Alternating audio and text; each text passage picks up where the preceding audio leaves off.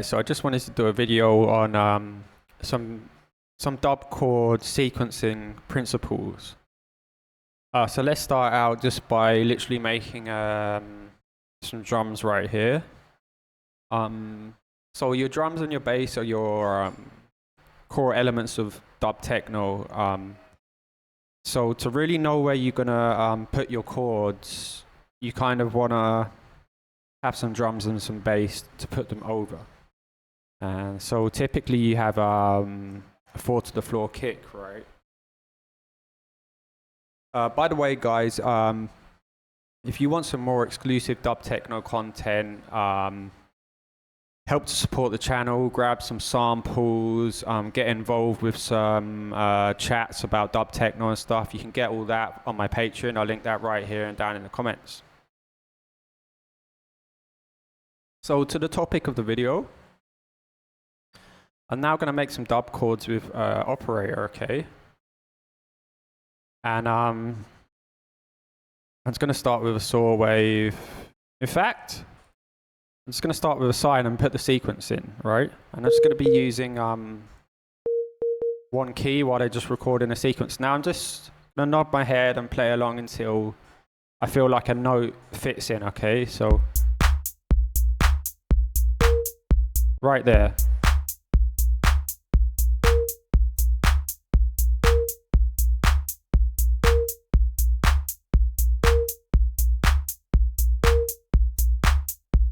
And what I'm now going to do is duplicate this clip. And on the duplicate clip, I don't want that note to fall in the same place. I either want it to be on an upbeat or on one of the weak notes. I don't want it to fall on a downbeat. And this is the first principle. It's called call and response, okay? So one bar is falling on the downbeat, solid. You get the foundation, and on the second bar, let's move it to the upbeat. Take a listen. So you got something for the mind to work with and the body to dance to, okay? Let's try it on a weak note.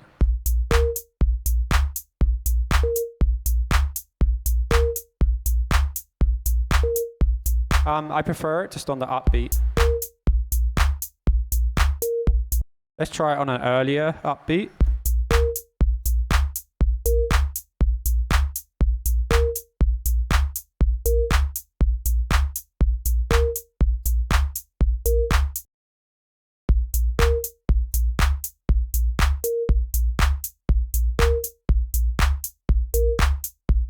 I like it like this, yeah? And usually on dub techno, we're kind of using minor triad chords. So let's now change this to a chord.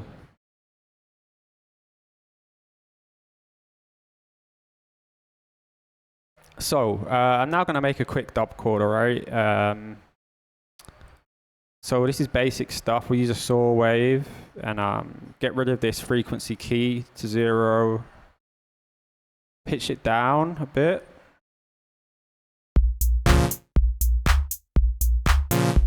Sounds harsh, right? Let's change this to a bandpass filter. Roll it down to around 500. Give it a little bit of envelope.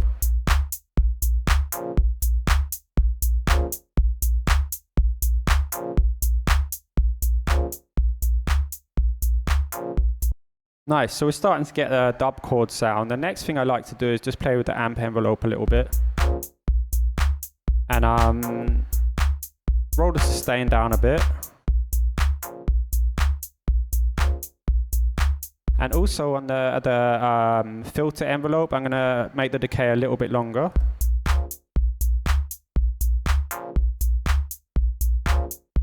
Nice. Okay guys, so we have a very basic sequence going on here, all right? The next principle I want to go through is how we can use a delay as a sequencer and how this is very advantageous in dub techno. So let's go for the echo device here. And I'm going to go for just a preset, and in particular the analog collapse. I really like that, so let's hit that. Now let's take a listen to this.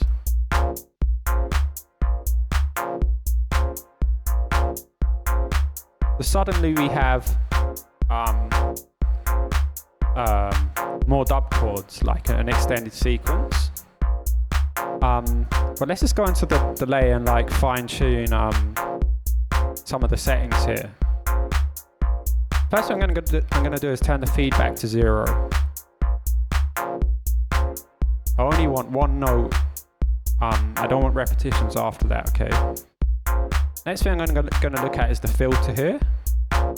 Maybe roll off some top end.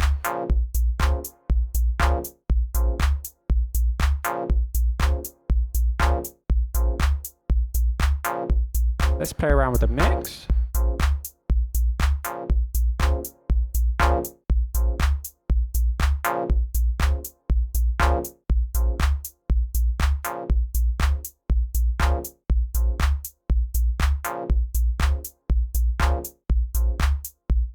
This is really nice, but I'd actually like to put a reverb on here as well. Let's go for Ableton stock reverb, and I'm going to go for like a large hall preset, okay? The next principle which I want to show you is how you use the inbuilt filters on your delays and your reverbs to emphasize where you want the spatial effect to pick up your dub chords. So let's just keep it 100% wet for now. I'm going to activate low cut and play around with these filters. See how we can bring it right to the top and just catch the top of the dub chord. Bring it down to the middle. Catch the body. Bring it down to the bottom. Catch more of the low end.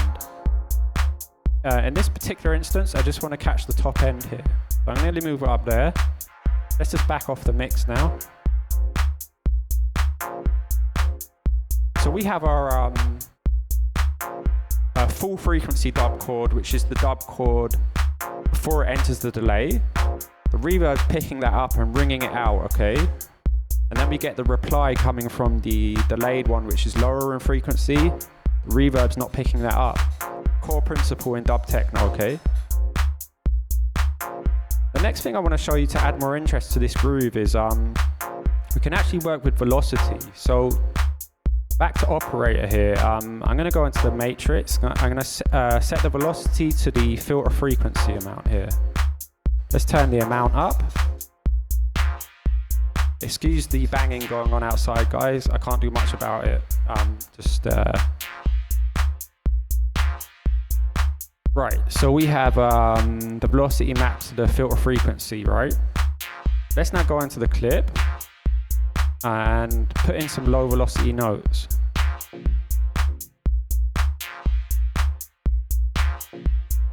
And just program them in where you feel it fits right with your groove.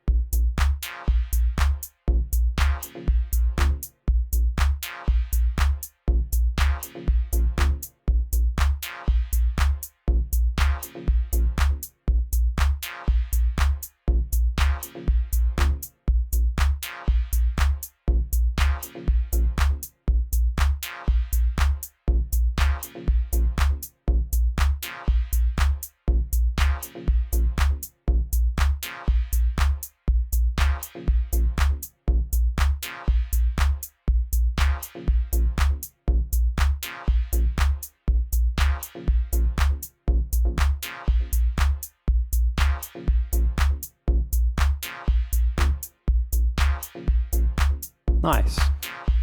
So those notes are almost imperceptible.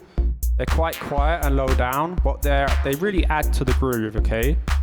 So using the combination of velocity programming, delay as a sequencer, and reverb with all the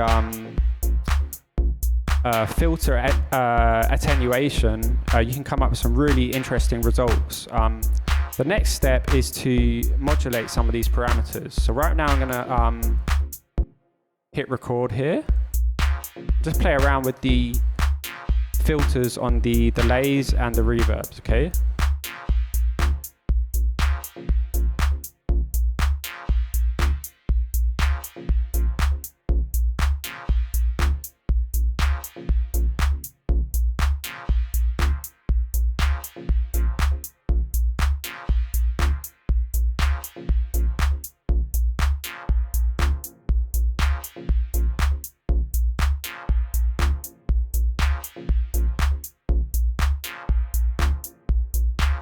So yeah, that's the basics of the idea, guys. Just have fun with it. This is just the beginnings of a sketch here, and I'm going to continue adding effects, maybe some more filters.